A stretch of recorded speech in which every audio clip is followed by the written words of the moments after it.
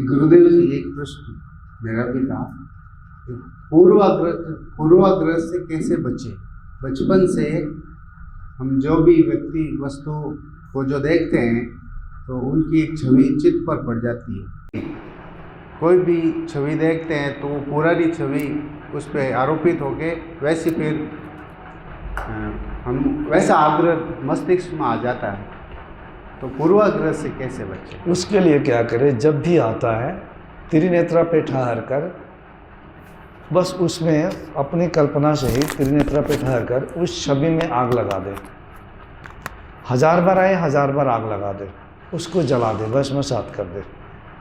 ध्यान में आए जो भी छवि आती है बार बार वो जो अग्नि ध्यान करवाया मैंने उसी में उसको जला दे। 100 बार तक करे इसे। कोई भी फीलिंग्स इमोशन किसी व्यक्ति के प्रति किसी स्त्री के प्रति कोई भी आ रहा है जो पुराना है कोई संस्कार में, जैसे ही आए उसे जला दे। किसी के साथ दोस्ती टूट गई है, किसी ने धोखा दिया है, अभी भी उसकी छवि पड़ी है और चेतन मन में आए उससे जला दे। जब आप लोग ध्यान में बैठते हैं, थर्ड आई पे जब एकाग्र होते हैं तो ध्यान में कभी कभी कुछ सांप दिखेंगे, कोई जानवर दिखेंगे, कभी मनुष्य दिखेगा, कोई भूत दिखेंगे, किसी को कुछ और दिखाई देने लगता है। कभी कभी अपने आप स्वतः कुछ आने लगते हैं। पता है आपको ये क्यों आता है? ये आपके ही अवचेतन मन में से निकलकर आपका संस्कार आता है।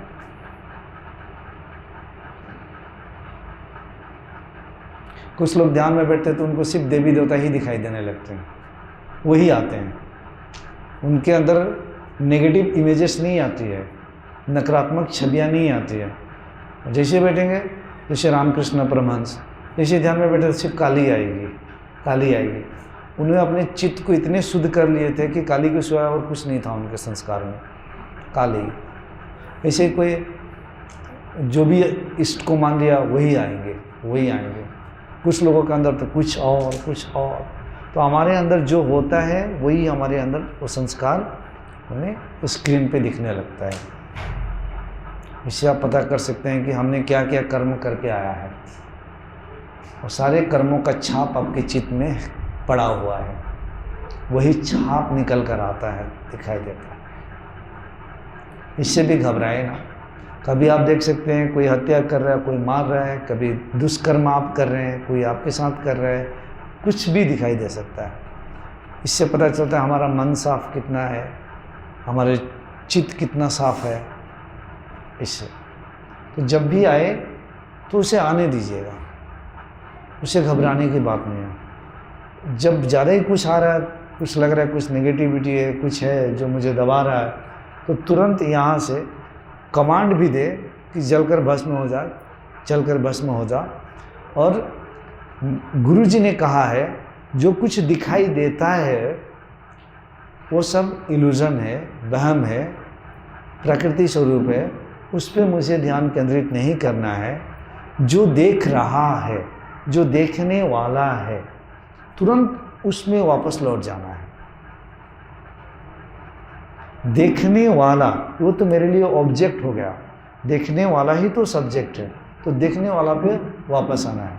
चाहे जितनी भी इमेजेस डरावनी भयानक आए, कोई भूत प्रेत की तरह भी दिखे, जलकर भस्म हो जा, बस जलकर भस्म हो जा। इतना ही कमांड करना है, बस याद करना है गुरु को भी, वो अपने आप या कोई ईश्वर को, वो भस्म हो जाएगा। अब तुरंत खुद मैं पे आ जाना है, और नहीं तो तुरंत अपने श्वास पे आ जाना है। थर्ड आई पे रहेंगे तो साक्षी में रहेंगे तो ये सब चीज़ें दिखाई देगा। तुरंत श्वास पे आएंगे तो ये सब सारी चीज़ें दिखाई देना बंद हो जाएगा। श्वास को जैसे ही छोड़ेंगे तो ये फिर दिखाई देना शुरू हो सकता है। श्वास पे आएंगे तो ध्यान तो अब श्वास में आ गया, देखने वाली प्रक्रिया खत्म, तो कुछ दिखाई नहीं देता है। ध्यान देना। और कृष्ण जी आप जो कह रहे थे रात को ध्यान, देखिए ध्यान तो ऐसे संध्या का समय और सुबह 2:30 से 3 बजे के बाद करना ही उत्तम होता है, क्योंकि प्रकृति में प्लैनेटरी ट्रांजैक्शन के वजह से ऊर्जाओं का अपना उतार चढ़ाव होता है। जब पूरे आसमान में बादल आ जाएगा, गर्जन होने लग जाएगी, तो आपकी विचारधारा बदल जाता है। नकारात्मक एनर्जियों के एक आभास होने लगता है, नकारात्मकता फैल जाती है प्रकृति में। दिन में भी काले घना बादल गर्जन भय पैदा करता है सबके अंदर। ये जितना गर्जन होगा, जितने आंधी तूफान आएगी, इसीलिए रात्रि, घने रात्रि का जो समय होता है, वह समय एक नकारात्मक ऊर्जाओं का समय होता है।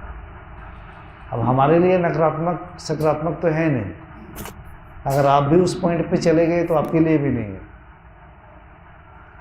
जो शिव स्वरूप हो जाता है उसके लिए तो भूत प्रेत नकारात्मक ऊर्जा सब उसके ही है। उसके बाद नहीं तो आप ज़्यादा साहसी हो तो आप बोलोगे जितने नकारात्मक ऊर्जाएं हैं आ जाओ, मैं देखूंगा, कमांड करो, आह्वान करो, देखो, कोई नहीं आएंगे जब बुलाएंगे। तो हमारा मन ही है, सब कुछ बनता है, भूत भी बनता है, प्रेत भी बनता है, मार भी देता है, हार्ट अटैक भी करवा देता है, क्योंकि मन बहुत विशाल है।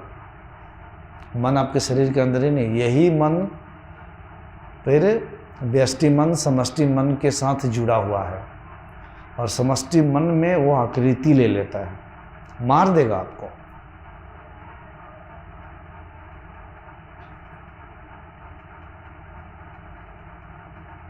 तो अगर समय नहीं मिलता है, शाम को, सुबह को, रात को ही समय मिलता है, तो 15-20 मिनट ध्यान करेंगे भी तो कोई बात नहीं है। बस अपने माइंडसेट चेंज कर लीजिएगा, क्योंकि परमात्मा तो हर क्षण है, हर जगह है, सर्वव्यापी है। तो आप इस इंटेंशन से बैठिए, वहीं पे एकांत अंधेरे गहरे सन्नाटे में 12 बजे उठकर भी ध्यान करेंगे तो कोई बात नहीं। आपको कैसे दबा सकती है नेगेटिव एनर्जी? हाँ तो करिए, उठ के एकांत में करिए, जब शांति गहरा सन्नाटा सब छा जाता है तब करिए।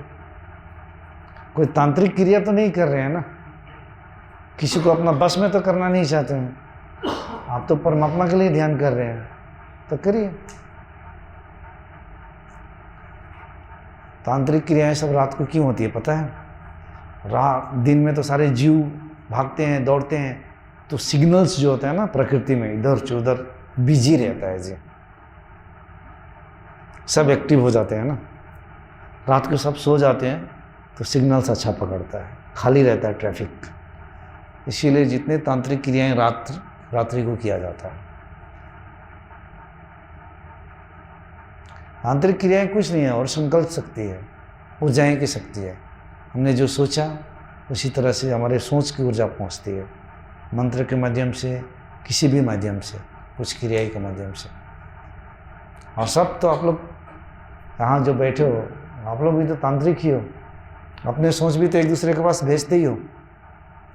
वो थोड़ा रिचुअलिस्टिक टाइप का होता है, आप लोग अनजाने में कर रहे हो।